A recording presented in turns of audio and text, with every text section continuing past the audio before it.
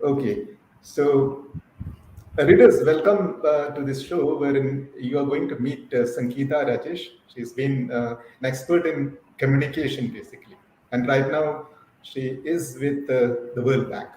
So, Sangeetha, can you just tell me what does World Bank do in improving the communication? Because World Bank has several things attached to the common man. Yeah, so they have several projects which they fund and they work with the governments, either state or even with the center. So, depending on the equation they have with the different governments, they try to develop different studies, of course, and research that comes out, and the results are then shared with different segments of society, mostly towards policy making, and that is usually how they work with the government.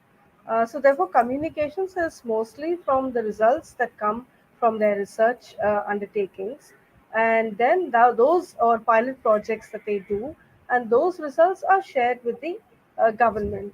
And then, of course, based on either the pilot model success or improvements or assessments, further decisions are taken as to how this new structure or this new model can be integrated into the policy framework of the state or the center. So this they do across the world, across various settings. Okay, you've been in the mainstream media also. So how do you differentiate working with a mainstream media and with say organizations like NGOs and say corporate houses and all? And you have been Yes. there for quite some time. Yes. So I started my career, of course, several transitions actually. So I started with advertising and marketing, and I was more into sales in one point, and then journalism happened by accident. So I got so hooked on to writing, and I was decided to take a full time career in journalism. So when I started writing and full fledged for as a journalist, I was writing different pieces of sort of articles and stories, and somehow this was not so satisfying, and I wanted to really have a more human interest kind of stories published. I wanted to specialize there, so I turned to development journalism, and that sort of gave me a purpose to write. When you talk about somebody who has done such good work and you write about their story, and then many people read it, and they become sort of known in a circle that they have never experienced that kind of acknowledgement before. So that gave me a kind of a satisfaction, and I was really into that kind of work, and that's what I try to do even in the Press Institute of India, where I worked for a couple of years, while specializing in development journalism and also looking at grassroots and rural reporting. So that was an area also that was very attractive for me, because journalists who work in these small towns or at a village level, or and who are able to express themselves in vernacular press, are not able to get published easily in English language medium. And so, for the Press Institute of India, I was able to do that for them through a journal called Grassroots. And that too gave a lot of these journalists, budding journalists at a grassroots or rural level, quite a lot of recognition and awards. A lot of them won a lot of awards. So moving like this, I think if you compare the kind of work that you do with a journalism organization vis-a-vis an NGO, it's actually quite different. So that's what when I changed my career from being, say, a vehicle to talk about other people's work, I wanted to be more embedded in the other side of development. And that was when I said, let me try out with some NGOs. And I tried working with, Action Aid International. Then I did some with UNICEF, documenting for them in Tamil Nadu. And this gave me an exposure to what the development world is like, uh, as opposed to being on the other side and asking the questions to the either the beneficiaries or the NGOs, and writing about the development stories for wider readers. This kind of work was more you sort of getting into the field and getting to understand other nuances, that were not really visible to a journalist from a journalistic viewpoint. And so then I liked that side of it, that side of the work as well. But I still also, try to keep the journalistic perspective and keep the objectivity, which is little difficult if you come from the NGO side and look at the same issue or the problem. So then I had this unique blend of having objectivity, at the same time able to understand what is happening at the grassroots level, what is happening at at a farmer level or at a community or different segments of society. While I was doing this, I understood that um, I liked being on the fence, sort of having this experience and that, because I could see that this is a very niche position that I had, and there were not many people who transfer from being a journalist to communications. And I sort of built my own niche that way. And I started working for a lot of international organizations. And it so happens that um, NGOs, they like you to have a background in journalism. They believe that this objectivity is important, so that you don't, become a sort of a public relations piece. You don't write something that is just, being a mouthpiece for an NGO, but you bring a certain objectivity and you bring a certain style of writing which does not come easily to somebody who is coming out from, say, social work, like with an MSW or something like that, who's into service.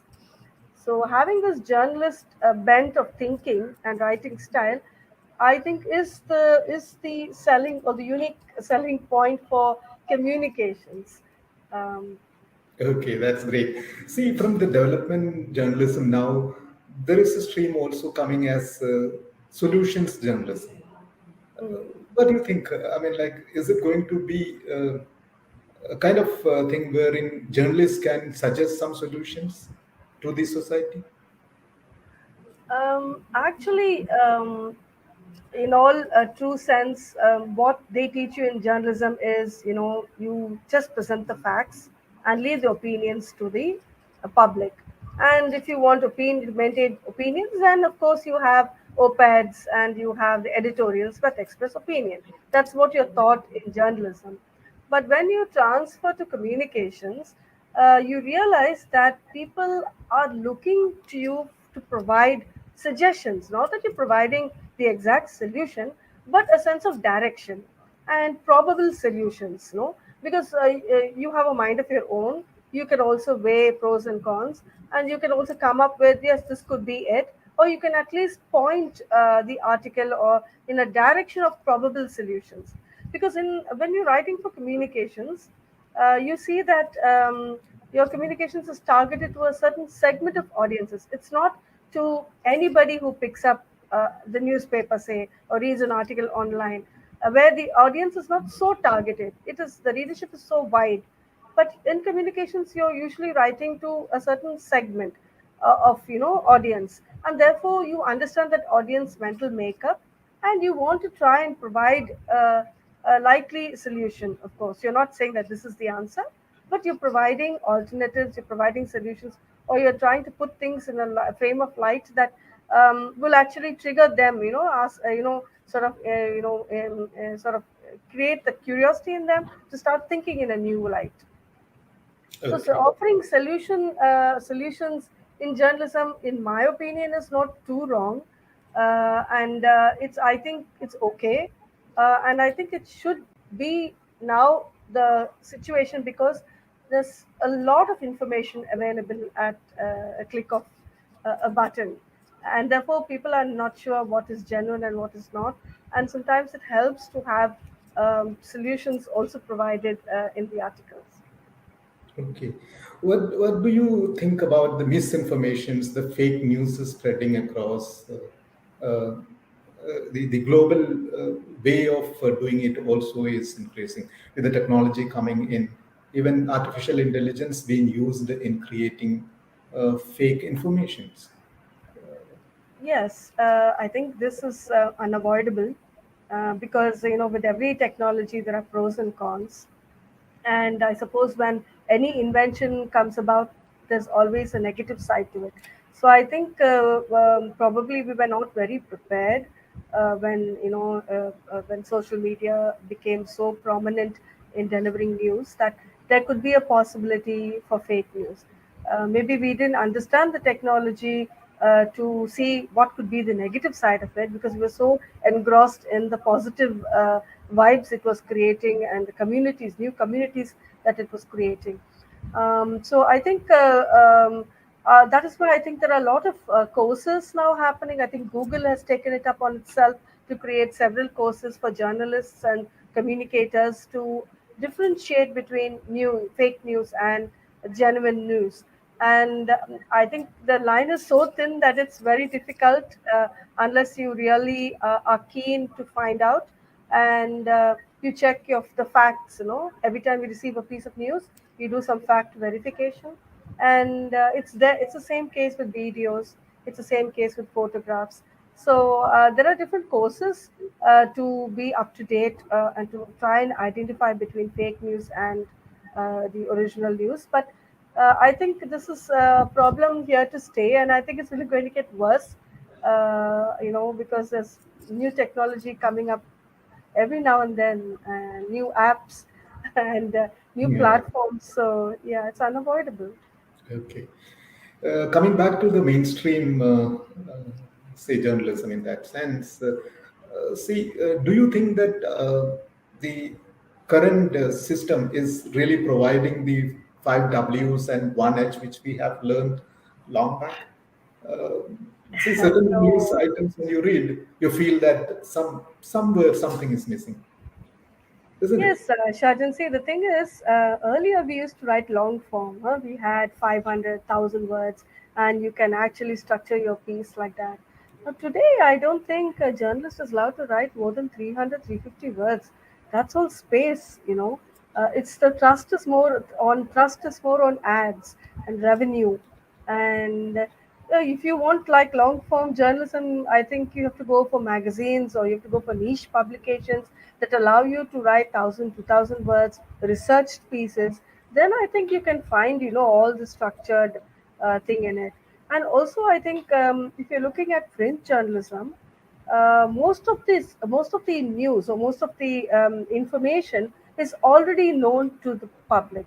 Before, they had to wait for the information to come out to them, so they need to have all these questions answered structurally for them to understand the whole story. Today, everything is either through WhatsApp or through Google and through Insta, that you already know who, what, why. Sometimes you just need the analysis part of it. You don't really want to know the facts because you're already aware of it before the article is published. So you rather read the news for the analysis that can bring a different perspective, but not really for information today.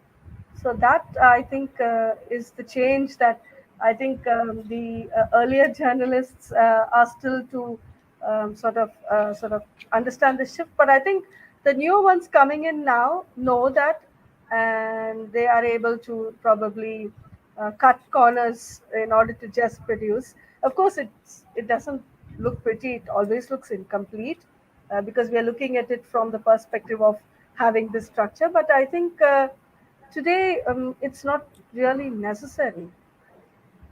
Okay. So, Sangeeta, this is the last question I would ask. See, what is the future of communication in this digital era? Yeah, so if you're looking at it from a development communications point of view, then I think the trend has changed so much. No? Now we are mostly communicating virtually. The person to person conferences have changed to a virtual setup, and you have a more data driven strategies coming up. So it's more people want to quantify things, and of course, quality and quantity, that balance is still not very clear. But you can see that people want to have more data points in the story, and you can see that creative content marketing. So they want to have they want to have the content not as just words but visually appealing as well. So you need to have like multimedia communications now. That is really picked up quite a bit, and it definitely gives much more attention because the attention spans of people are shrinking quite a bit. and you don't have so much time or space, but you have good technology to be able to provide the same content, the same information, the same depth of information in the in the different platforms that we have today. So, given this trend, communications is going to become a lot more challenging. And I think the people who are in communications need to wear several hats at the same time, be multi skilled, be able to juggle quickly, adopt to new technologies really quickly, be on top of things that are happening, events that are happening, and try to be able to connect global events with national and then bring it a little more local. I think that is a huge missing link. Also, the communication specifically in India, vis-a-vis how it happens abroad, is not really channeled towards policy making. It's not really channeled towards sort of intimidating or analyzing the current policies.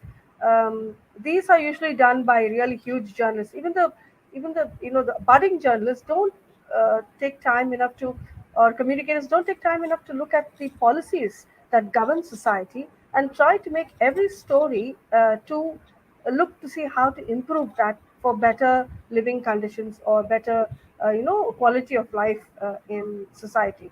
So I think the role of communicators is expanding, becoming more niche, and at the same time more responsible.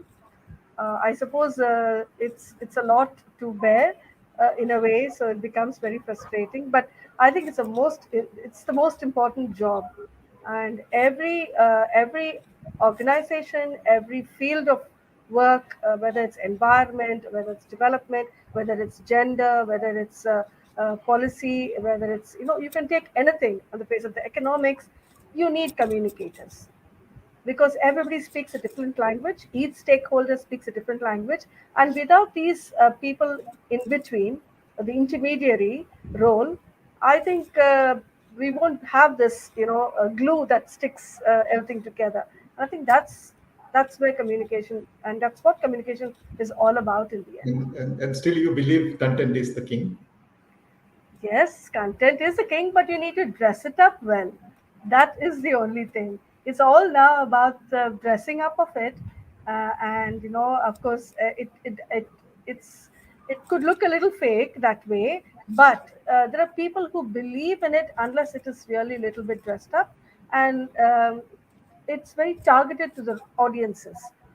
That's, I think, the most important point, that you don't make general forms of communication, but more channeled, custom made forms of communication with clear, concise messages. And I think that's the part where you need to translate knowledge received, and then transfer it, and you have this whole cycle of knowledge management that gets into communications then. Great. Thank you, Sangeeta, for Thank your you. time, and we'll catch up sometime later. Sure. Thank you so Thank much for you. this. Thank Yeah. you.